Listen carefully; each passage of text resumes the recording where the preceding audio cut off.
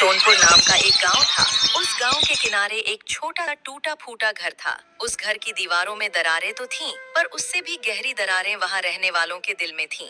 उस घर में सिर्फ 3 लोग थे, चंपा, उसकी सास सरला और उसकी मासूम बेटी मोनी। महज कुछ दिनों पहले ही चंपा के पति की मृत्यु हो गई थी। घर का चूल्हा जलता रहे, इसलिए चंपा गांव के एक रसूखदार धनीराम सेठ के यहाँ मजदूरी करने लगी। धनीराम, जो नाम का तो धनी था, पर दिल उतना ही कंगाल। उसके काले कारनामे पूरा गांव जानता था।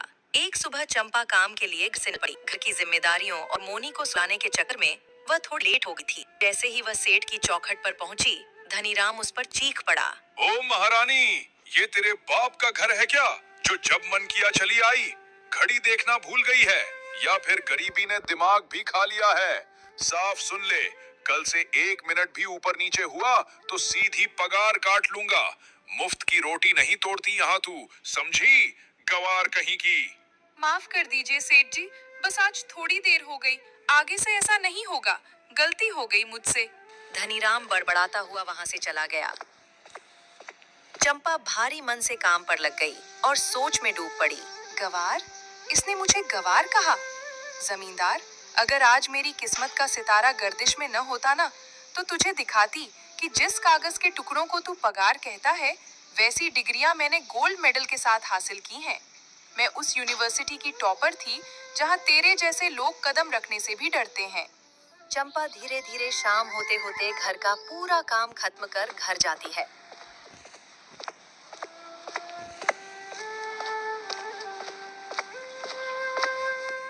बिटिया, ये सब देखकर मेरा कलेजा मुंह को आता है। कहाँ तूने बड़े बड़े सपनों के साथ हाथ में कलम पकड़ी थी, और कहाँ आज दूसरे के घर की धूल साफ कर रही है। ये क्या दिन दिखा दिए उस विधाता ने। मुझे माफ कर दे बहू, मैं इस उम्र में भी लाचार हूँ। तुझे वो सुख और सम्मान नहीं दे पाई जिसकी तू हकदार थी। अब ये सब बोलकर खुद को छोटा मत कीजिए माँ।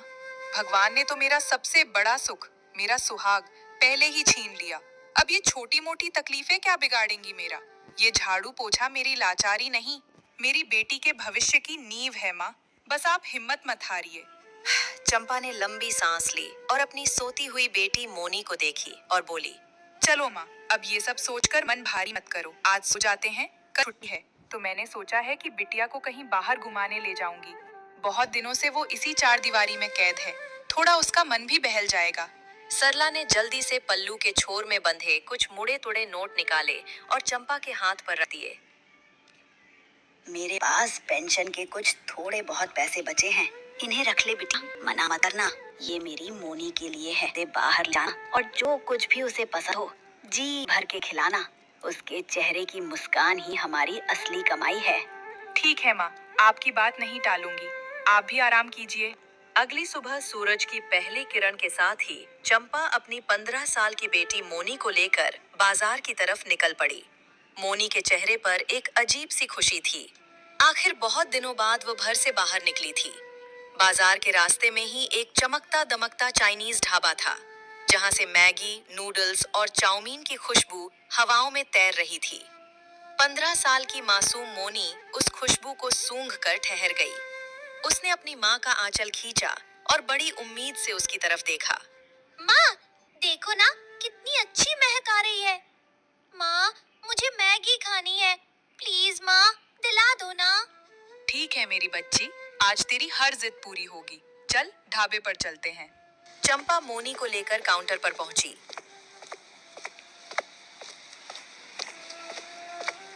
वहां एक घमंडी किस्म का आदमी खड़ा था।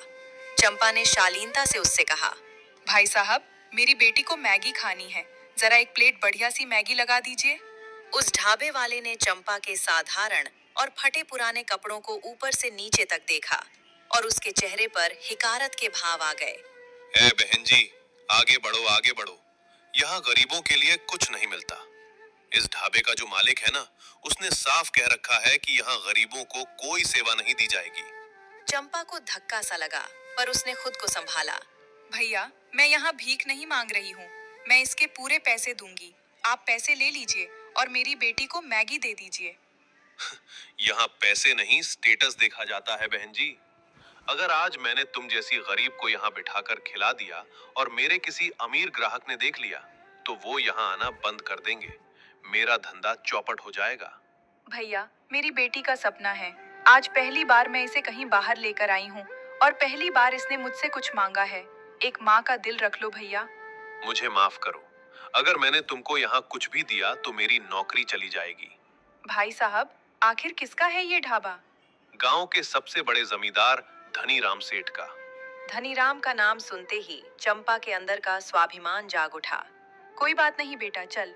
मैं बाजार से मैगी खरीद कर खुद अपने हाथों से तेरे लिए इससे भी अच्छी मैगी घर पर बनाऊंगी। चल यहाँ से। ठीक है माँ, चलो। दोनों आगे बढ़े और किराने की दुकान से मैगी, नूडल्स और सारे जरूरी मसाले खरीदे। घर पहुंचकर चंपा ने चूल्हा जलाया और मैगी बनाना शुरू किया। चंपा के हाथों में एक जादू था। जब उसने मसालों को मैगी के साथ पकाया तो उस छोटे से घर से ऐसी लाजवाब और सौंधी महक उठी कि वो पूरे रास्ते में फैल गई। ठीक उसी समय शहर से आ रहा एक अमीर पति पत्नी का जोड़ा उस रास्ते से गुजर रहा था। बाजार की तरफ जाते हुए जैसे ही उस दिव्य महक ने उनके कदमों को छुआ, वे वहीं ठहर गए। वे खुद को रोक नहीं पाए और चंपा के टूटे फूटे घर के दरवाजे पर आ गए। कोई है घर में? जी, कोई है क्या? चंपा बाहर आई। जी बोलिए, कौन है आप लोग? अरे बहन, हम लोग शहर से आ रहे थे और बाजार की तरफ जा रहे थे, पर आपके घर से कुछ बनने की इतनी लाजवाब महक आई कि हमारे कदम यहीं रुक गए। क्या आप हमें बता सकती हैं कि आप क्या बना रही हैं? अरे कुछ खास नहीं, बस बेटी के लिए मैगी बनाई है। अगर आप लोगों को खाना है तो संकोच मत कीजिए, अंदर आ जाइए। बिल्कुल बिल्कुल, क्यों नहीं। दोनों अंदर आ गए। चंपा ने उन्हें सत्कार के साथ बिठाया और मैगी परोसी। मैगी का पहला कौर मुंह में डालते ही दोनों की आंखें फटी की फटी रह गईं। अद्भुत। मैंने बड़े बड़े होटलों में खाया है, पर ऐसा स्वाद और ऐसा सटीक मसालों का तालमेल आज तक कहीं नहीं चखा। बहन, तुम्हारे हाथों में तो साक्षात अन्नपूर्णा का वास है। बातों बातों में पत्नी ने चंपा के चेहरे की उदासी भांप ली और उसके परिवार के बारे में पूछा। चंपा की आंखें भर आईं। क्या बताऊं भाई साहब, मेरे पति थे जो 2 साल पहले गुजर गए। वो बहुत अच्छे इंसान थे, मुझे खूब पढ़ाया लिखाया। वो मुझे डॉक्टर बनते देखना चाहते थे, पर उनके जाने के बाद हालात ऐसे बदले कि डिग्री धरी की धरी रह गई और आज मुझे पेट पालने के लिए दूसरों के घरों में झाड़ू पोछा और मजदूरी करनी पड़ती है। अब तो हालात ये हैं कि मैं अपनी इस बिटिया को आगे पढ़ा भी नहीं पा रही हूँ। चंपा की कहानी सुनकर उन दोनों पति पत्नी का दिल पसीज गया। उनकी आंखों में भी नमी आ गई। कोई बात नहीं बहन, हालातों से डरते नहीं, उनसे लड़ते हैं। तुम्हारी काबिलियत इस गरीबी में छिपने के लिए नहीं बनी है। वैसे तुम सुबह कितने बजे काम पर निकलती हो? मैं सुबह ठीक 5 बजे काम के लिए निकल जाती हूँ। तो सुनो चंपा, कल तुम काम पर मत जाना। कल हम सुबह ठीक इसी समय फिर यहाँ आएंगे और तुम्हें बहुत सरप्राइज देकर आएंगे। बस तुम कहीं जाना मत, हमारा जाना। ठीक है भाई साहब, मैं कहीं नहीं जाऊंगी। इतना बोलकर वो दोनों चंपा का शुक्रिया अदा करके वहां से चले गए।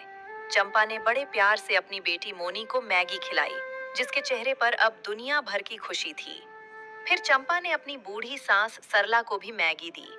सबने तृप्त होकर मैगी खाई और कल के उस अनजाने सरप्राइज की उम्मीद दिल में लिए सब चादर तान कर सो गए। अगली सुबह के अभी 5 भी नहीं बजे थे कि चंपा के घर के बाहर से आवाज आई। चंपा बहन, ओ चंपा बहन, जल्दी उठो और बाहर आओ। देखो हम तुम्हारे लिए क्या लाए हैं। आवाज सुनकर चंपा की नींद खुल गई। उसकी सास सरला और छोटी मोनी भी हड़बड़ाकर बाहर आ गईं। सामने का नजारा देखकर सबकी आंखें फटी की फटी रह गईं। घर के सामने एक नया सुंदर सा ठेला खड़ा था, जिस पर बड़े बड़े अक्षरों में लिखा मैगी वाली महिला। ठेले पर मैगी के ढेर सारे पैकेट, खुशबूदार मसाले और सारा जरूरी सामान सजा हुआ था। भाई साहब, ये सब क्या है? इतना बड़ा ठेला, ये सारा सामान? मैं कुछ समझ। तुम्हारी मैगी खाकर हमें समझ आ गया कि तुम्हारे हाथों में हुनर है। बस मैं इतना ही कर सकता हूँ। तुम्हारे इस हुनर को दुनिया के सामने लाना है। जैसे हमें वो स्वाद पसंद आया, वैसे ही सबको आएगा। बस अब तुम हिम्मत मत हारना और आज दोपहर तक गांव के चौराहे पर अपना ये ठेला लगा देना। चंपा की आंखों में खुशी के आंसू छलक आए। भाई साहब, आपका ये एहसान मैं कभी नहीं भूलूंगी। आज आपने मुझे उस धनीराम सेठ की गुलामी से आजाद कर दिया। अब मुझे मौका मिला है उसे ये दिखाने का कि एक गरीब के हाथों के स्वाद में कितनी ताकत होती है। बेटा, आज मुझे तुम दोनों में अपने दिवंगत बेटे की छवि दिख रही है। तुम सच में बहुत नेक हो। भगवान तुम दोनों की जोड़ी हमेशा सलामत रखे और तुम्हें हर खुशी दे। बस माताजी, आपका ये आशीर्वाद ही हमारे लिए बहुत है। अब हम चलते हैं, हमें शहर में बहुत काम है। चंपा बहन, डटी रहना। दोनों मुस्कुराते हुए चले गए। चंपा के अंदर अब एक नया जोश था। उसने तुरंत चूल्हा तैयार किया और मैगी बनाना शुरू किया। जैसे ही उसने अपने खास मसालों का तड़का लगाया, घर से ऐसी मदहोश कर देने वाली खुशबू उठी। दोपहर होते होते चंपा ने अपना ठेला गांव के किनारे सड़क पर लगा दिया। अभी ठेला पूरी तरह लगा भी नहीं था कि उसकी महक ने पूरे गांव को अपनी गिरफ्त में ले लिया। गांव के ज्यादातर लोग गरीब थे, जिन्होंने धनीराम के ढाबे पर कभी कदम भी नहीं रखा था, क्योंकि वहां सिर्फ अमीरों और स्टेटस की कद्र थी। खुशबू का पीछा करते हुए कुछ ग्राहक चंपा के पास आए। अरे चंपा, ये क्या नया काम शुरू किया है? और ये खुशबू कैसी है? पूरा गांव महक रहा है। भाई साहब, ये मैगी है, वही जो बड़े बड़े होटलों और ढाबों में मिलती है। बस फर्क इतना है कि वहाँ ये 50 रुपए की मिलती है और मेरे पास सिर्फ 10 रुपए में। क्या बात कर रही है? हम तो हमेशा से इसे खाना चाहते थे, पर उस धनीराम की वजह से कभी हिम्मत नहीं हुई। चलो, आज हमें भी खिलाई दो, देखें तो सही ये मैगी चीज क्या होती है। चंपा ने फुर्ती से 2 प्लेट मैगी तैयार की। जैसे ही उन दोनों ने पहला निवाला लिया, उनके चेहरे खिल उठे। वाह चंपा, क्या लाजवाब मसाले हैं। स्वाद ऐसा कि रूह खुश हो जाए। हम तो स्वाद के नशे में मदहोश हो गए। सच में चंपा, देर मत करो, एक एक प्लेट और लगाओ। जितनी महक अच्छी है, स्वाद उससे दुगना बेहतर है। चंपा ने मुस्कुराते हुए उन्हें एक एक प्लेट और दी। दोनों पैसे देकर और चंपा की तारीफों के पुल बांधते हुए वहां से गए। अब चंपा को समझ आ गया था कि उसके संघर्ष के दिन खत्म होने वाले हैं और उसके हाथों का जादू अब गांव के हर घर तक पहुंचने वाला है। देखते देखते ठेले पर भीड़ जमा हो गई और थोड़ी ही देर में सारी की सारी मैगी खत्म हो गई और वो घर गई। अगली सुबह चंपा फिर उठकर मैगी को अच्छे तरीके से बनाती है और ठेला उसी जगह पर लगा देती है। ठेला लगते ही 2 रईस आदमी उसके ठेले पर आते हैं। आइए बाबूजी, गर्मा गर्म ताजी मैगी तैयार है, सिर्फ 10 रुपए प्लेट। सिर्फ 10 रुपए? खुशबू तो लाजवाब है। चलो, हमारे लिए 2 प्लेट लगाओ। चंपा ने फुर्ती से 2 प्लेटें तैयार की और उनके सामने पेश किया। जैसे ही करोड़ीमल ने पहला चमचा मुंह में डाला, उसकी आंखें फटी की फटी रह गईं। अद्भुत, अविश्वसनीय। माखनलाल, ऐसा स्वाद आज तक कहीं नहीं चखा। हाँ भाई, स्वाद तो ऐसा है कि बंदा उंगलियां चाटता रह जाए। लो बहन, ये तुम्हारे पैसे और ये ऊपर से इनाम। माफ कीजिएगा बाबूजी, मैं सिर्फ अपनी मेहनत की कीमत लेती हूँ, इनाम या खैरात नहीं। दोनों रईस चंपा के इस स्वाभिमान और स्वाद के कायल हो गए। वे पैसे देकर सीधे धनीराम सेठ के आलीशान ढाबे की तरफ बढ़ गए। आइए सेठ जी, बैठिए। आज हमारे शेफ ने खास शाही नूडल्स तैयार किए हैं। कितनी प्लेटें लगवाऊं? रहने दो धनीराम, तुम्हारे इस शेफ और नूडल्स में अब वो दम नहीं रहा। तुम्हारे कारीगरों में वो हुनर ही नहीं है। क्या आप लोग ये क्या कह रहे हैं? भला इस गांव में ऐसा कौन है जो मेरे मुकाबले का खाना बना सके?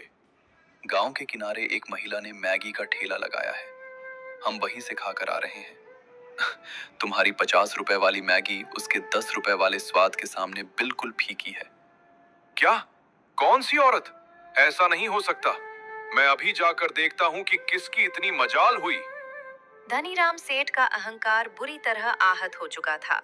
वो गुस्से से कांपता हुआ सीधे चंपा के ठेले की तरफ भागा। तू, चंपा, तेरी ये हिम्मत! कल तक जो गंवार मेरे घर पर झाड़ू पोछा करती थी, वो आज मेरे सामने दुकान खोलेगी। सेठ जी, दुकान छोटी है पर मेरी अपनी है, मेहनत की रोटी कमा रही हूँ। तू यहाँ बस 1-2 दिन की मेहमान है, उसके बाद तेरा ये सब कुछ खत्म कर दूंगा मैं। अभी तो सिर्फ शुरुआत है धनीराम सेठ जी। आप पैसों के घमंड में अंधे हैं, पर हुनर किसी की बपौती नहीं होता।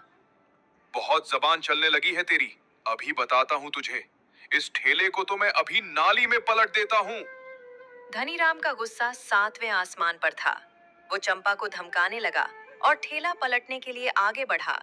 तभी अचानक पीछे से एक कड़क और रौबदार आवाज गूंजी। वो वही परदेसी जोड़ा था। खबरदार धनीराम, अगर एक कदम भी आगे बढ़े तो सीधे जेल जाओगे। आप कौन है भाई साहब, और मेरे बीच में क्यों आ रहे हैं? पहचाना मुझे? मैं तुम्हारे यहाँ मजदूरी करने वाले हरिया का बेटा हूँ और आज मैं इस जिले का कलेक्टर बनकर वापस आया हूँ। अरे नीतीश बाबू, गलती हो गई सरकार, मुझे माफ कर दीजिए। मैं तो बस ऐसे ही गलती हो गई। मुझसे नहीं, चंपा बहन से माफी मांग और यहाँ से दफा हो जा। सेठ ने चंपा से माफी मांगी और वहां से भाग गया। ये देख चंपा बहुत खुश हुई। सीख, दोस्तों, अक्सर हम जब कभी जिंदगी से हारते हैं, तब हमारे जीवन में कोई ऐसा शख्स जरूर आता है जो हमारी पूरी तकदीर बदल देता है। इसलिए कभी हार न माने, अपने हुनर पर भरोसा रखें